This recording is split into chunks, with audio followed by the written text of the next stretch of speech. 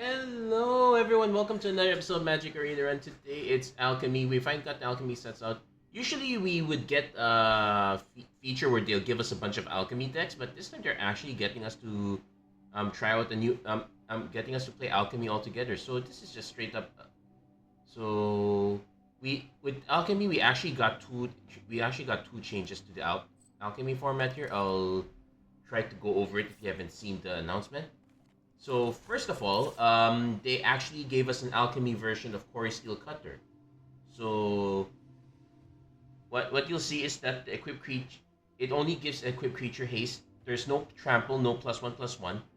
Um, but and so that's a bit of, so it does reduce the power somewhat, but it doesn't make it undoable. In fact, this is still quite valid as a deck, I would, if I may say so. Then another card that they ended up changing,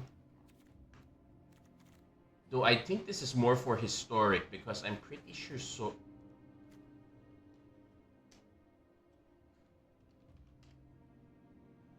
Yeah, this is more for historic. So the other change they did was more for historic. Let's see if I can show the deck list.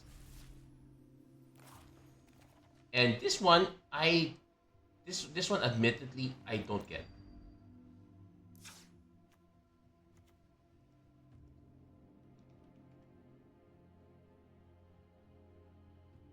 It's probably because of how out of touch I'm a bit here. So this is okay. So this regular Sorin, take a look at the bottom. You may put a vampire creature card from your hand onto the battlefield.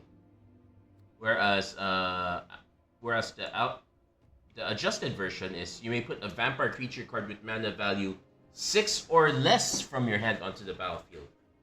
So now that said, I'm not sure what's up on that one because most of the key vampires that you're trying to cheat in are okay. If you remember, let's see. I bet usually something like a bloodletter, but the real one that they usually cheat in, and I'm pretty sure you all remember it. It's Vein Ripper. It's usually this guy that gets brought in, and this is 6 or less. This counts as 6 or less here. So I'm trying to see if there's any that's more expensive, but I'm wait. Where's Gal? There's Galta and Mavrine.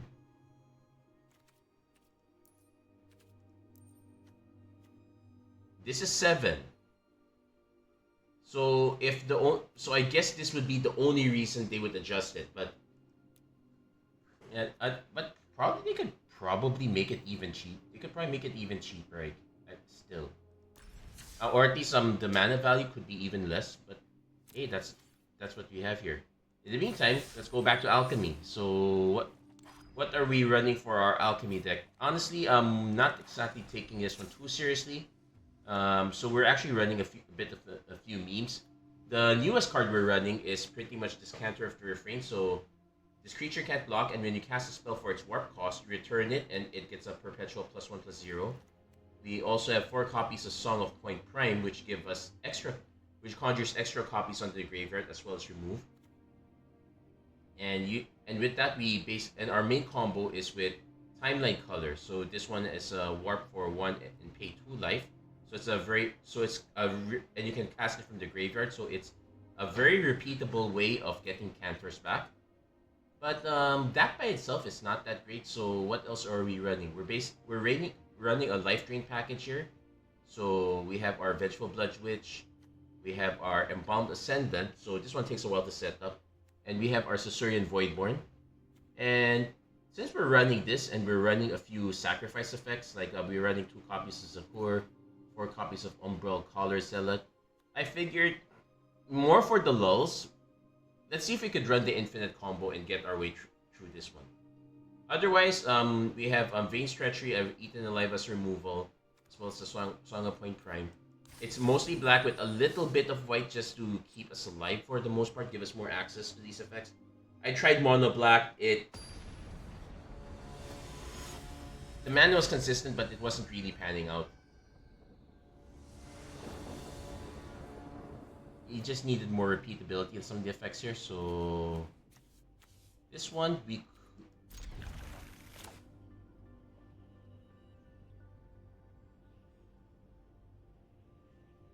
opponent. And as I said, this one is going to be more of a. This one's more of a meme deck, so don't take this too seriously. I could have easily gone for just a regular life gain package, but I'm pretty sure other people have been doing that. So if our opponent has a mana dork, we just go Song of Point Prime. It's talkable. We'll also probably do Song of Point Prime on that one as well. Especially for the landfall decks because they want to get 1 drop, 2 drop, 3 drop right away. Now that said, I am kind of giving up some removal here. But if we can hit 1 more land, I could easily just say Zahur, then Timeline Culler. Opponent dropping this one first, dropping the temple first before dropping, since they don't have another chocobo, which means I can. I'll just probably start with an Embalmed Assistance since we're not in a real rush right now.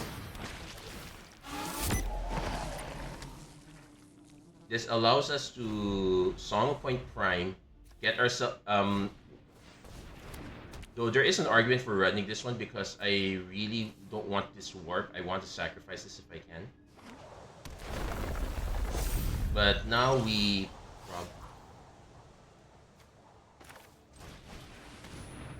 Now we probably should.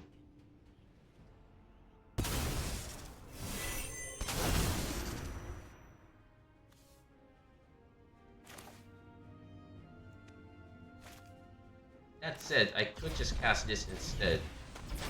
This is also a warp effect, but it's a lot. But it's not one that's repeatable, so I might as well just get that out of the way.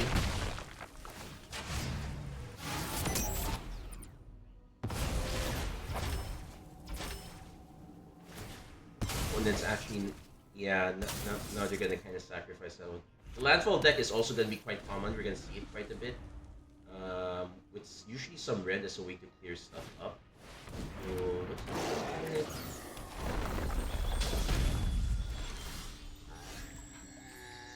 opponent should have gone for this right away because that would have been a card draw effect.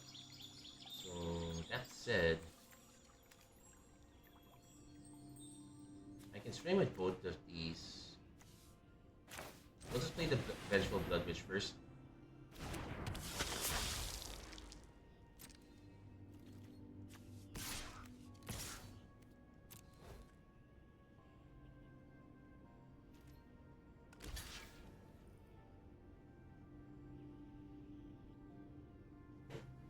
And I definitely want to hold on to this. If our opponent's somehow able to take both of these out, I will just play Zahur. I will just play Zahur, warp the Timeline Culler, start sacking stuff.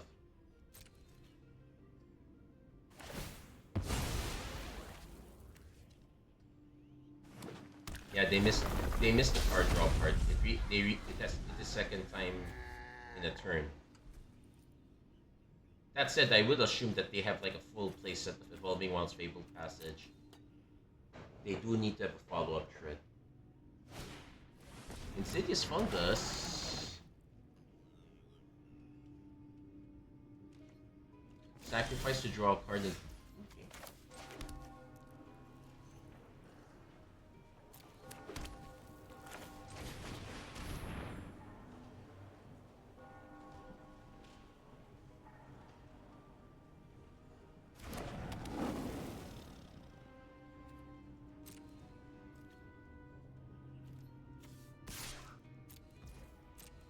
Yeah, just showing you that it's a. It looks like a trade. Opponent probably just chump blocks, but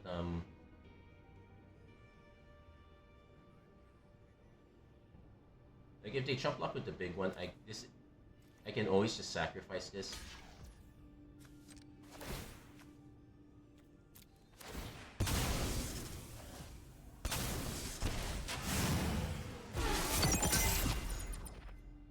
Definitely want to keep this one as a backup since I assume our opponent's going to take out Zahur soon. Now, I could just haste this one, but I've already activated this, so this will end up warping, so we'll pass.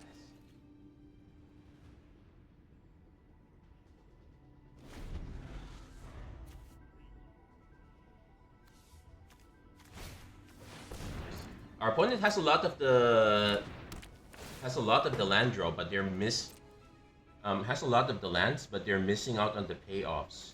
Now Tanuk is an interesting payoff in itself. They will get to search for a basic land, play another land to start drawing cards.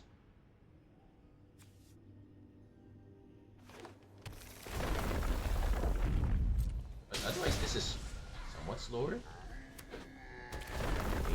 Okay, now it gets to draw a card.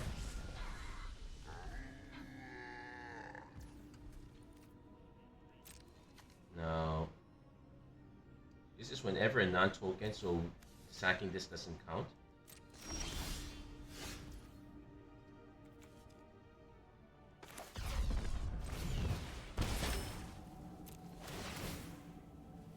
So get cast for warp, return those two.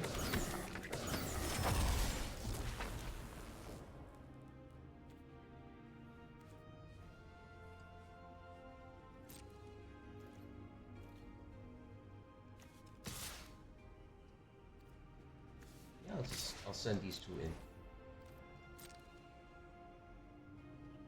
It's a shame that all the warps are technically sorcery speed, but I'm kind of okay with that.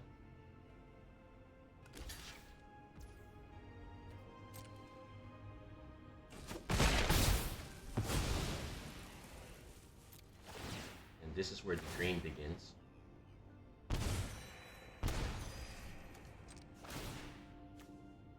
Sacrifice this so that I can get it repeatable. And now you can see what the sequence is.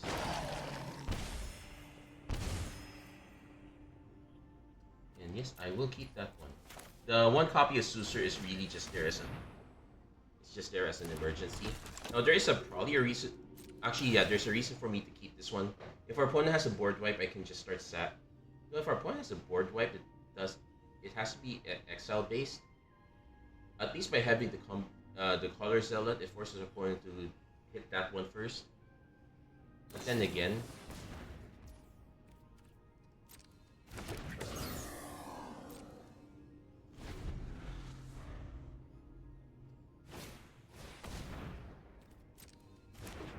yeah, somehow our opponent had the way too fair version.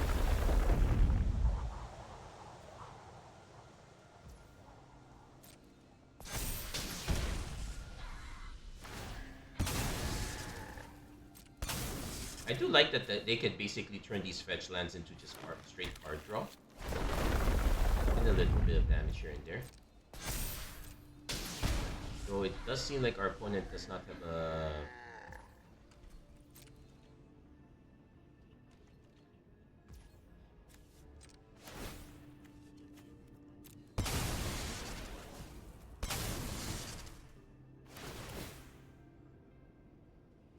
Yeah. With that, our opponent figures we could just sack everything. Even if I don't have to, I can just easily buy it back again. That's our basic loop, and we can get a few games with that. It's not super perfect though.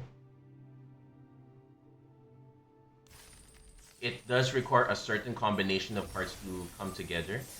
So if it doesn't happen, we are in real trouble.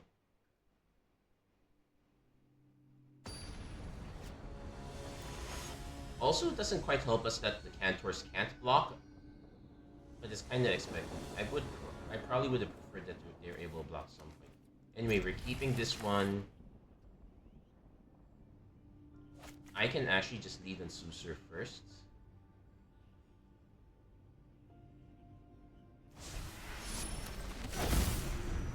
And this is where having really cheap warp is very important for us.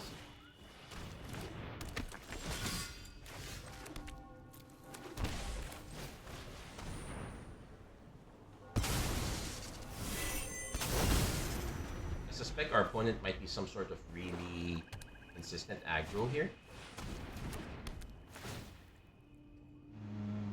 We'll discard the treachery.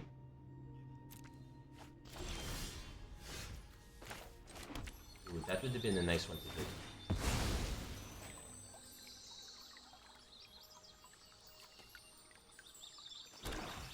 I will play the Blood Witch first, but I would not be surprised if our opponent was a discard deck, so we'll keep that in mind. We're missing a sack outlet, so that is a problem. Not hurt. Doesn't block, but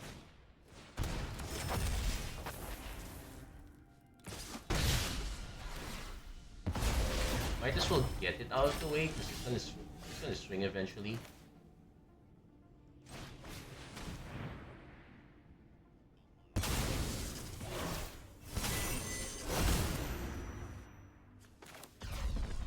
Okay, so this is the part that's gonna be quite painful for us, but it does give us 2 bodies on board.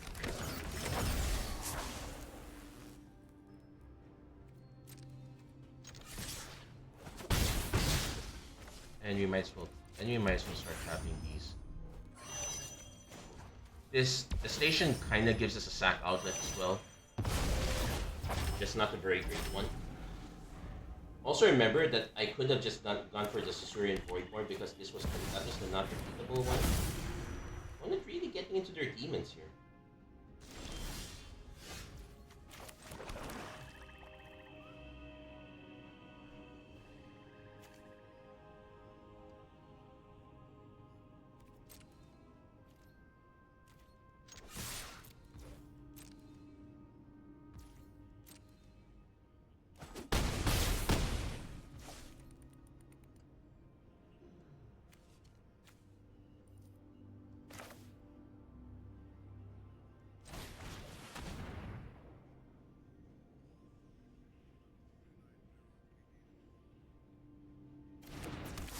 I'm just gonna leave this up here like this. I'm not gonna activate it right away.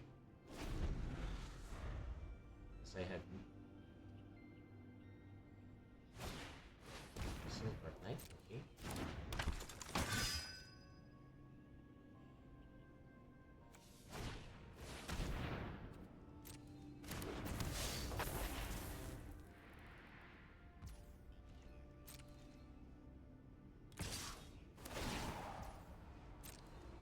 So we probably just take the 5.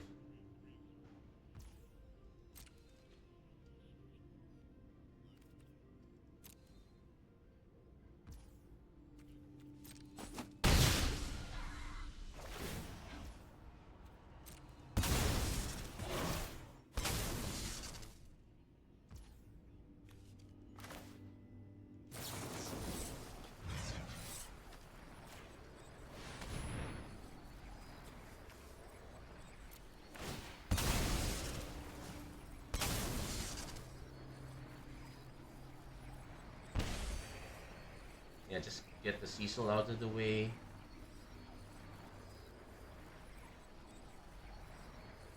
Does our opponent have a combat trick to save? It comes back tapped though, so it's out of the way. So we got ourselves another color.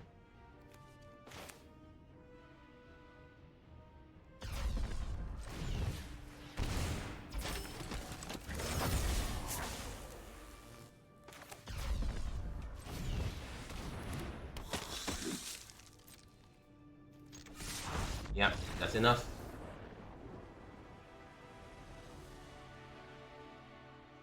Yeah, just taking advantage of the fact that it comes back tapped, so that was all I needed it to do. Okay, great.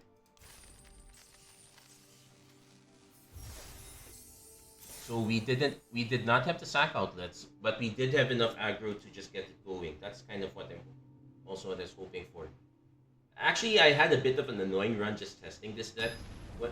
Like I could not get my lost points, so I could not get my Song of Point Prime, so I was really missing removal. This one is honestly really bad. It does give us our lands, and we can kind of start up some removal.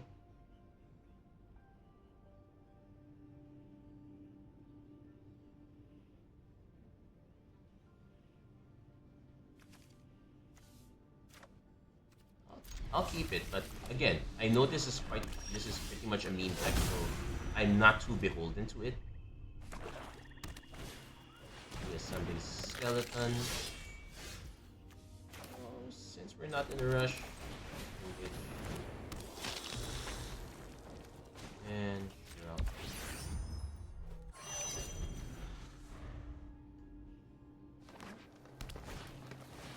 Ooh, spinner souls. This is actually gonna be quite annoying. Let's go check. Another non-token, so because it's a check for another.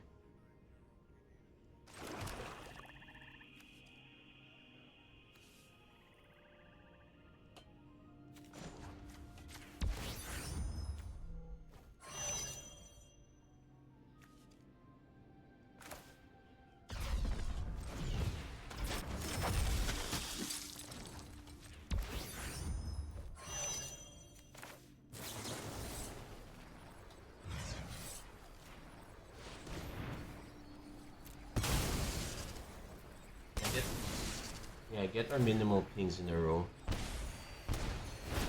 And more importantly, take out the spinner because that's their value. Next turn, I'll probably just cast this back. What I really want is another Beckoner and a sacrifice outlet.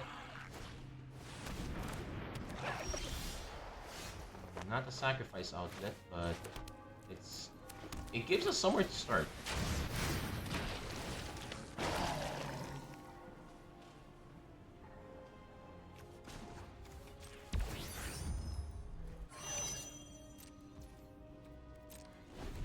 And this one is if a creature died this turn, so opponent should probably have their own removal. We'll take. And this is an check on their end step, so they probably want to have their own removal ready. Scavenging ooze.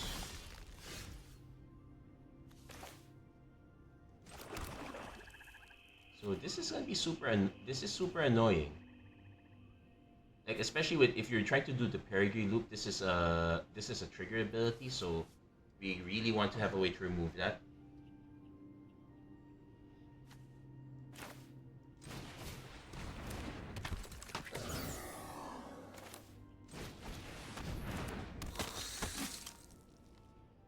I actually should have played this one out first, so we'll swing first. Just do a quick test. Worst case scenario, opponent just blocks it with reassembling skeleton, which is quite bad. Oh, they took it. It's a minor win for us. Yeah, now next turn we want to set up the veteran.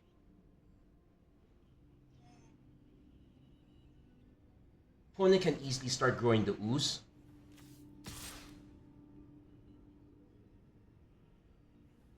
Well, I can't block with Cantor anyway, so that's a non-issue.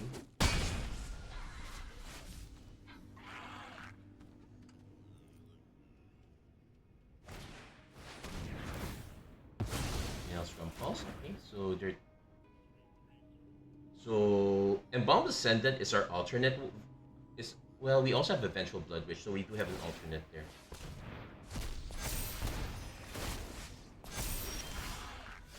There's our Veins Treachery, which we really have to use.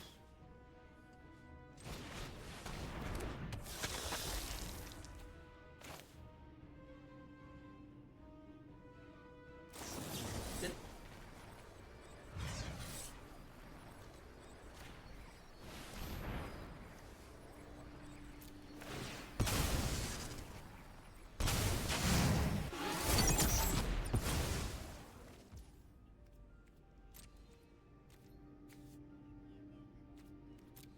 I actually should also start stationing some of this. I know I am blocking with the token next turn.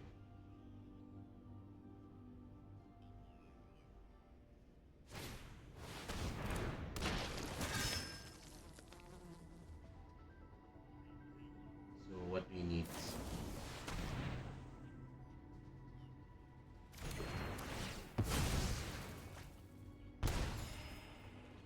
I needed that to trigger. So we're not blocking. Well, one's definitely blocking.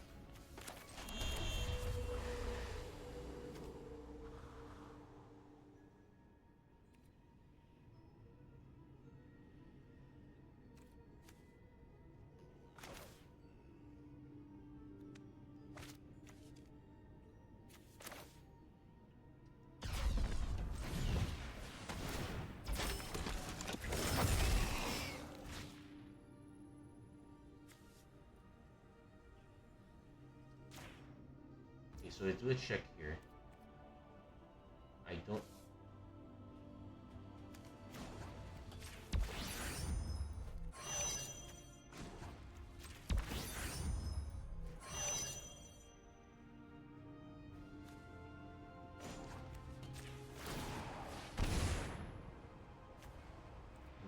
I kind of don't want to do the combo now. I need the cards, so I'm gonna do this.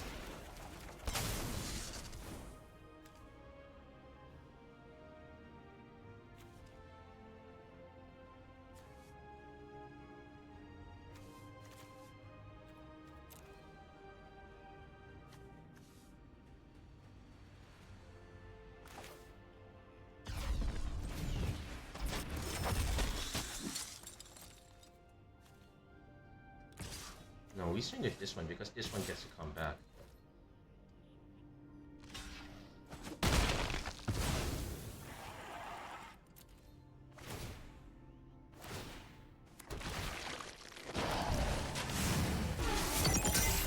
There we go, got our... And we got our full ride. We still are missing a sack outlet. But there, we were able to draw quite a bit of...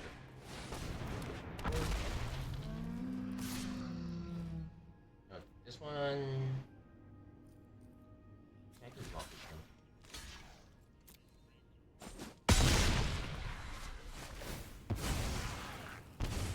So this is the... Now our opponent's creatures are going to get bigger and bigger, so we need to... Okay, we got our sack outlet. We just kind of need two of these again. Or...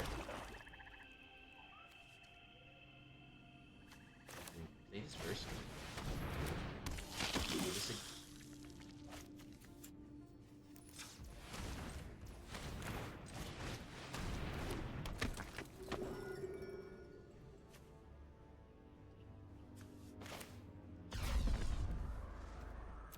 Well, yeah, I'm not gonna be able to stack with this anyway.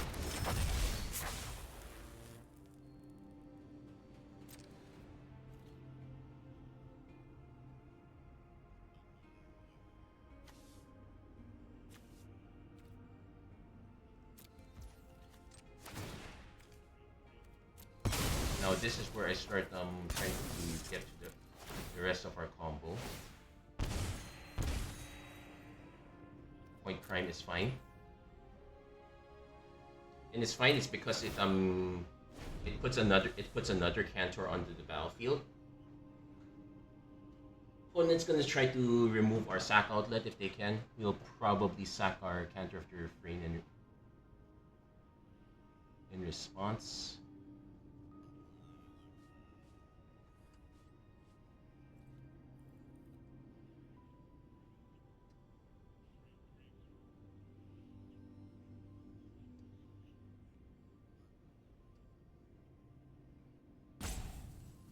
Yeah, they're looking for ways to...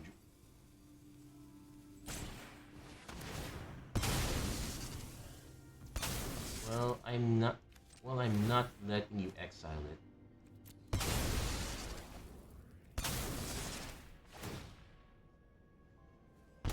It does reduce the effectiveness of our stuff, but...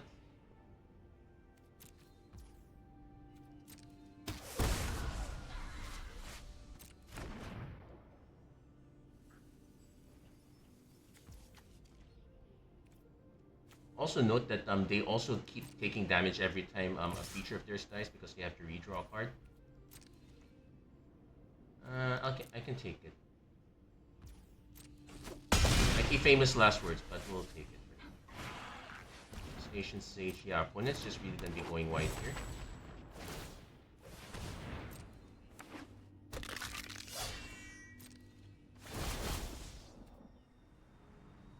So might be an...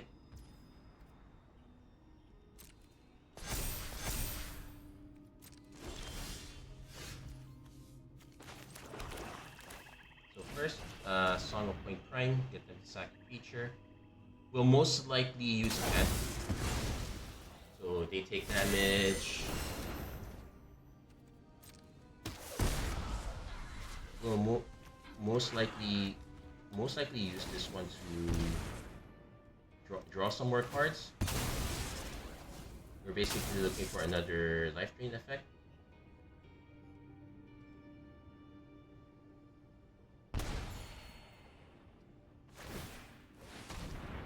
That's fine.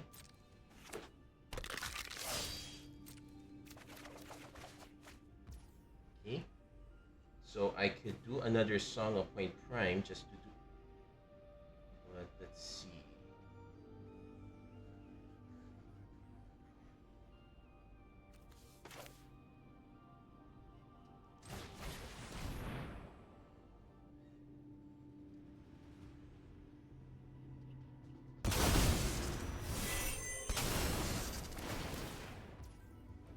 So go down to 6.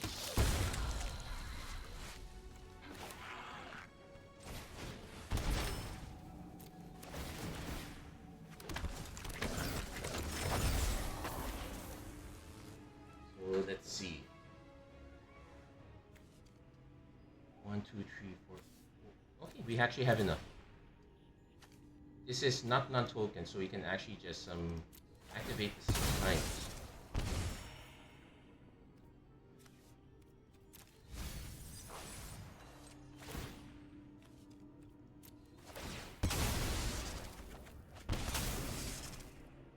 Okay, backup is nice. But there, you basically, that's pretty much the chain we have. It's really just the one active. We just really need the one on-demand sacrifice effect.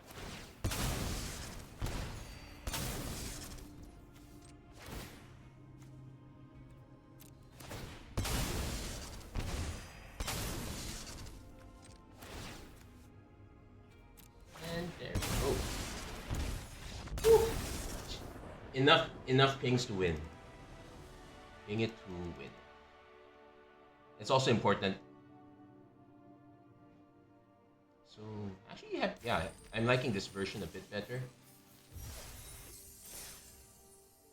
And I think we can do. Let's go for one more match.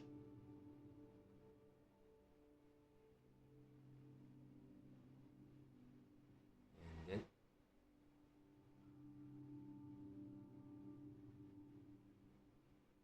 it's pretty much. Okay, it looks like Arena froze. Yep, Arena. Okay, there we go. Oh no, it's just a connection issue. Well, so it's maybe I just called. Okay, I think I can just call this episode. We kind of have a good idea what the deck does. Okay, we'll try one more. If it freezes up again, we'll just call this episode. But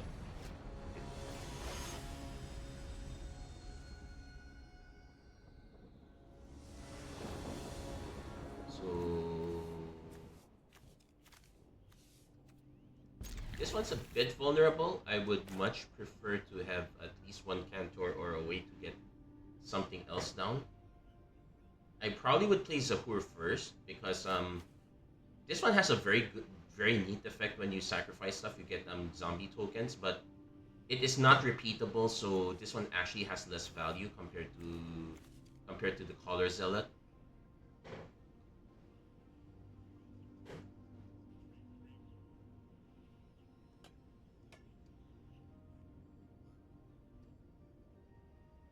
Meanwhile, we are waiting.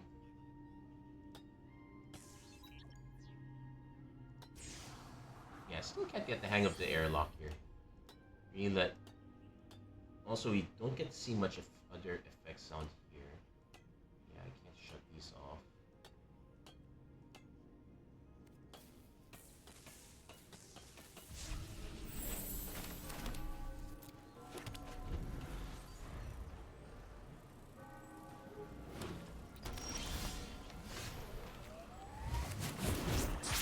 We'll lead on Zahur. Okay, the Zahur is starting to look a bit safe now. Opponent might just have a Air Cup. That's a classic.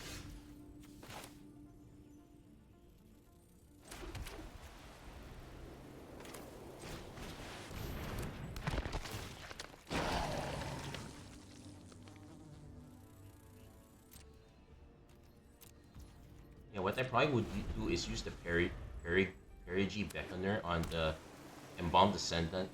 I will get damage through either way, so that's the plan. Wow. This is... Now this is a classic, if I may say so myself. Oh, there's our Cantor.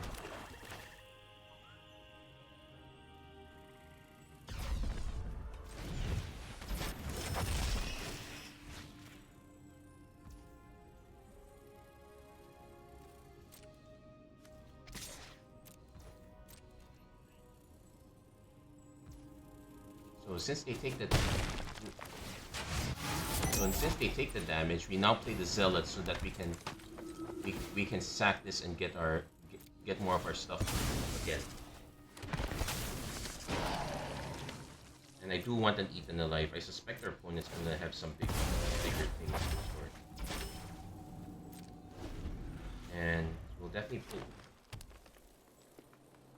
There's a question of what big drop our opponent has. But also just...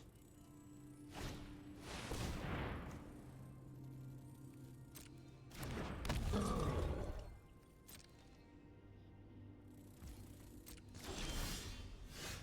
we can actually play the Cantor first.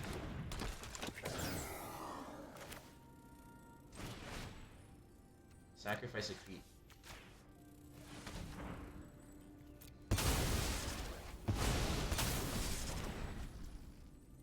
And now we get to Voidborn, bring it back.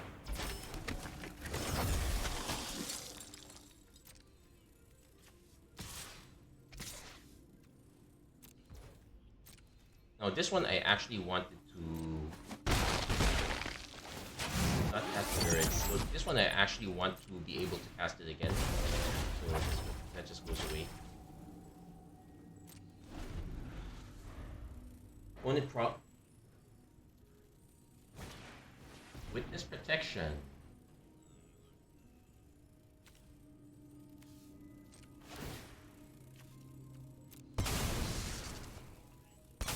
Okay, there's our Timeline Culler. There's our loop. Now if they have a second one that it does make... oh, that's fine. That's fine. I have no intention of attacking with this guy.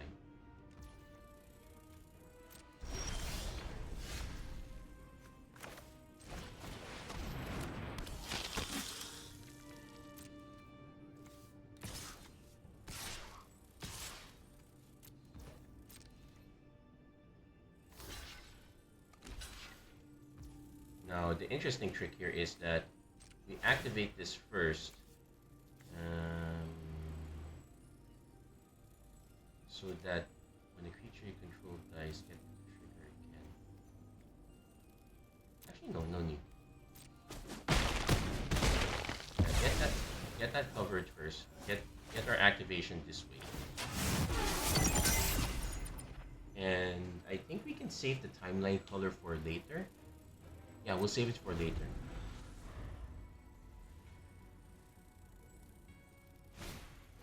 Trigon Predator. Destroy target our enchantment, of which we don't really have any.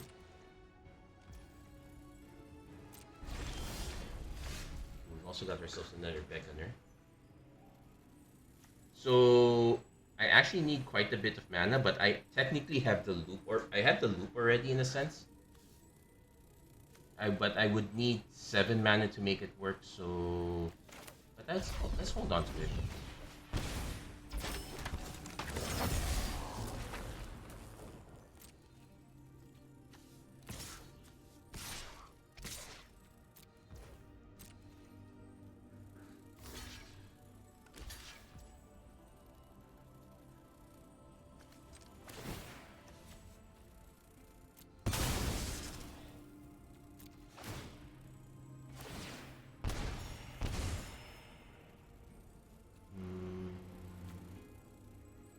I don't need another one.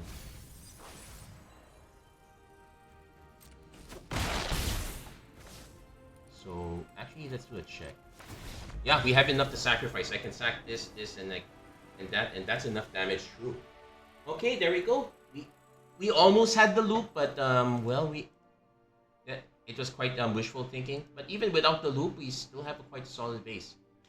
Actually, if we cut out some of the elements, we could easily just add Return to the Past, but that's a lot of white, so you might want to shift the deck more towards white and in that sense, but it is doable. So there we go. That's gonna be it for this episode of Magic Arena Run. If you like what you saw, please don't forget to like, share, and subscribe, turn on notifications and whatnot. It's actually getting quite late here, but anyway, that's gonna be it for this episode. Thank you guys so much for watching. Hope to see you guys again next time. Take care, God bless, stay safe wherever you are. Have a great week, everyone.